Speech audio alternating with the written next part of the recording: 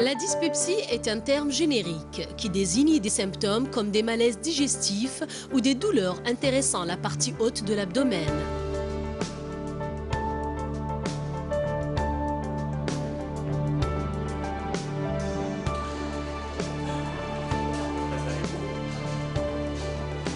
La dyspepsie n'est pas spécifique d'un mal.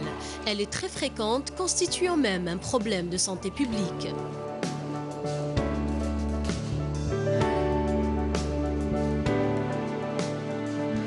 Le patient se plaint de plusieurs symptômes, notamment les éructations, les vomissements, sensation de plénitude épigastrique et une satiété précoce. J'avais des douleurs au ventre, قبل ما ناكل ومن بعد. Bon, même كي ناكل ومن بعد نفكر شيء. C'était insupportable. Oui, bien sûr, c'était insupportable. Ça a duré combien de temps? Ça fait plus que 4 semaines. J'ai vu un médecin, il m'a donné des médicaments et j'ai fait le régime. J'ai préconisé la réalisation de la fibroscopie au bout de 3 semaines. Bon, on va faire la fibroscopie dans tous les cas. Là, l'examen que je viens d'effectuer ne retrouve rien sur le plan digestif haut. Donc l'œsophage est sain, le fundus et l'encre sont normaux. Le duodénum est normal, il n'y a pas de maladie ulcéreuse. Donc il s'agit d'une dyspepsie fonctionnelle. Toute pathologie digestive haute est potentiellement vectrice de dyspepsie, citant pêle-mêle le reflux gastro-œsophagien, la gastrite, l'ulcère.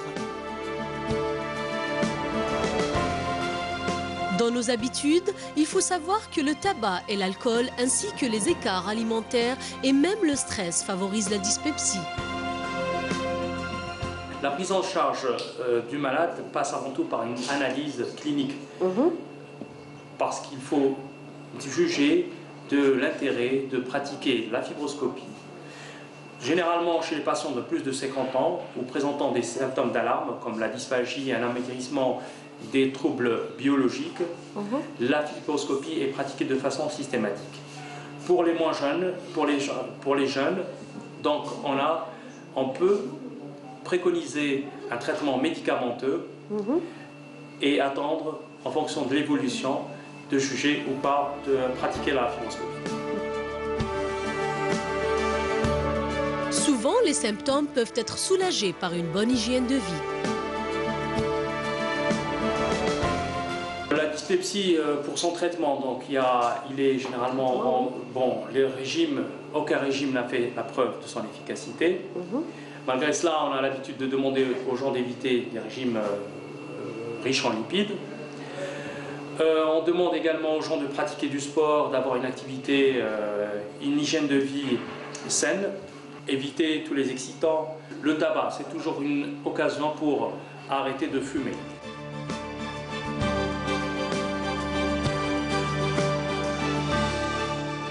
Les belles salles de sport, ça donne envie, n'est-ce pas, Nassima Sieledi? Oui, Reda. Donc, en plus de ce qu'on vient de voir, pour améliorer son confort de l'estomac, n'oublions absolument pas de faire du sport régulièrement. Éviter les excitants comme le soda et le café et arrêter de fumer. N'est-ce point? Alors, et avec vous, on parle toujours et on